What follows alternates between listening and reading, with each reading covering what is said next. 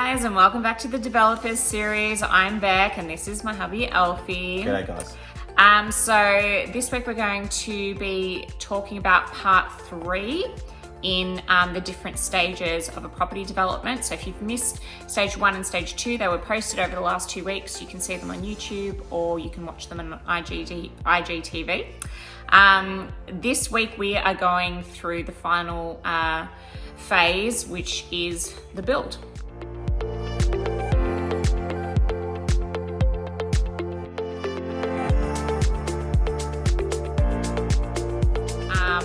So we're going to talk about, first of all, putting documentation together to actually get a build permit, because there's actually a lot of different things that you have to provide to get that initial build permit from a building surveyor. So do you want to take us through that? Yeah, okay. So you've gone through the whole process. You've got a planning permit in place and you're wanting to proceed in constructing. Cool. So the next stage is getting your build permit documentation. And you're going down that path because you obviously need to give that documentation to a builder to quote.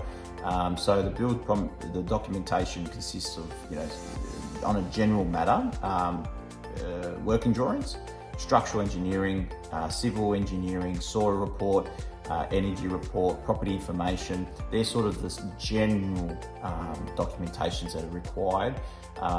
There are others dependent on a number of factors, whether, if you're building, multiple townhouses, you might need an acoustic report. You might need, even more reports from the, a waste management side of things. And hold on, just so you're not feeling overwhelmed, this is all organised by your building designer or your architect or your draftsperson. Yeah. Now they might come back to you and give you instructions, like you might have, I think you do, you have to hire an engineer, someone to do the soil test. Like they will most likely want you to hire those people. But if you find the right building designer or architect, they will walk you through this process so that you don't have like a million things that you need to, or a million people you need to hire. They will say, okay, so we're putting together the working drawings. This is what we need. We need an engineer. We need structural drawings. We need a soil test. We need, et cetera, et cetera. So sorry, I just wanted to say that because I know how it can be very overwhelming to think of how many people need to be hired, but this is the stage where you work with your designer. Yeah, or your builder, or generally speaking, if you've gone down the path of a property development, team or professional, they'll do all this included in their fees, generally speaking. So that you sort of don't have to get too involved in it, and they can walk you through what's going through. But so you've got those documentations, the building permit documentations. So then you give it to a builder, and that's probably the next stage of hiring a builder. Yeah, hiring a builder. So so don't go to a builder without your building document. I mean, you can get quotes, but they're not going to be ready to help you or to start without a building permit. There are some builders that do that. Very few, but again, what will they do? They can potentially get the build permit documentation for you. Yeah, for you. There are some builders that can do that, but ultimately, my opinion would be to stick with your your professional. If let's say you've gone down the path of a property development company of some capacity, stick with them. Because there are, and I'm in the industry, there are some builders that sort of go down the path of getting their mates involved in the working drawings and the engineering and the civil, and I've heard some good stories, but I've also heard some pretty crazy stories as well, and even the VBA recently have sort of changed its rules regarding building surveyors, because in the past builders used to just use their own building surveyors, and there used to be big problems in the industry. Now it's the owners have to sort of engage in their own building surveyors. So So just, yeah, some feedback from there. Okay, cool. And then next is the subdivision certificate. So just explain at what point, so you've hired your builder, the works are starting, do they need to be completed and you get the occupancy permit before this subdivision? Explain this whole subdivision certificate. So we'll go back, just in terms of the builder, we sort of just quickly went through that. Obviously, we've spoken a couple of weeks ago, a few weeks ago, we touched on how to find your builder and all that type of stuff. So maybe just go revisit on that. So that will give you a really good guide on finding your builder. So you've signed contracts with the builder, and touching on what Bex just mentioned about your subdivision sort of. So the subdivision, you've got a permit. I mentioned that I think on part 2 or 1, and you've got your subdivision permit. Next stage is the builder will complete the dwelling and making sure that the subdivision permit conditions are adhered to. And once they are, then you can go in for certification. So subdivision certification basically is the final step of you finalizing your titles and separating the two. It's basically making sure that the house that you've got is built to the plans that the council have given you. They'll come in, council generally will come in and inspect the landscaping, the engineering side of things, and making sure that it's all hunky-dory as per plan. And then once they've gone through that process, there's a couple other authorities such as power, gas, telecommunications, water. Those are the 4 main, generally speaking, authorities that you need to get certificates from. And the builder generally will conduct in all the works required for that. Once you've got those, you will then get what they call a certificate of compliance from council. Once you've got that, you get that certificate and you go to the titles office and you will get your houses subdivided.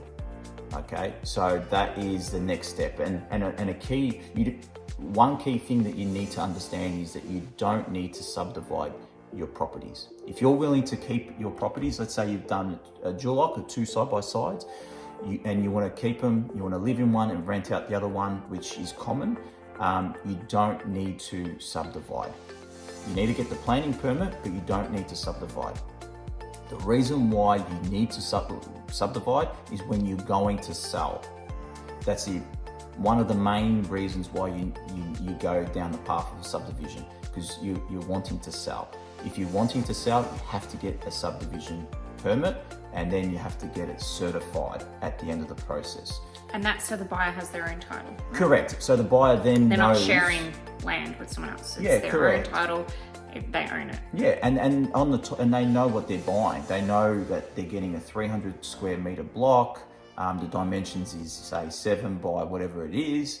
Happy days. That's on title. Everyone knows what it is. But if you're going to rent, it doesn't really matter. If you're going to lease it, if you're going to lease it out, it really doesn't matter. You can get away with that expense for subdivision. But if you are going to sell, then you certainly need to subdivide. Another bonus thing is when you do subdivide, you can refinance, and banks generally prefer properties that are titled and subdivided. They generally devalue your properties if they are not separately titled for a risk reason. So, if you're wanting to refinance your properties, once you've completed construction, you'll need to go through the subdivision to maximize your return and opportunity from that perspective. Okay, very cool. So this is the last step, which is selling or leasing. Yeah. So I would say probably at the feasibility stage, or when you're speaking with your mortgage broker, you're going to know where you sit financially and if it's affordable for you to keep or sell. But what else would you need to know around at this final step? Look, you've got to know, this is sort of a personal situation. This is where, the individual needs to make their sort of their own call. Definitely get the advice if you need to speak to somebody, and you know, some of those people will be your accountant, your financial advisor, or a property mentor of some capacity. There are people that will go down the path of selling to reduce their debt. Some people will allow to keep that debt and rent out, and you know, lease it out to renters so that the renters are paying off some capacity of their mortgage. So it really depends on, you know, the individual's lifestyle, life choices, your strategy, wants, needs, all the above. And there's no right or wrong answer to a certain degree, because each individual is different. Each individual wants a different retirement. So, you know, it really does need to be considered for yourself. However, a strategy is to potentially keep as many as you can for a retirement. So because, you know, properties do, you know, sort of increase in value over time. History has taught us that. So, you know, again, it will come down to personal preference, your choice about whether you keep or sell. Yeah, especially if you're really enjoying being a property developer. If you sell, you can use the profits to move on to the next property. To the next property, correct. Or if you really just didn't enjoy it and it wasn't for you, you know, you might decide to sell again for that reason, to just take the profits, buy your dream home with it, and no more building. And just travel overseas. Why not? Anyway, so that's it, guys. That was the final stage and the final step. So please, as I mentioned earlier, in our first video of this series, please DM me, email me, message me, whatever you feel comfortable with. If you want us to further elaborate on anything, or you have a really personal question that you want some advice on, or for us to share our knowledge, all my details are on Instagram. That's it, I think. Yep, and we're happy to help.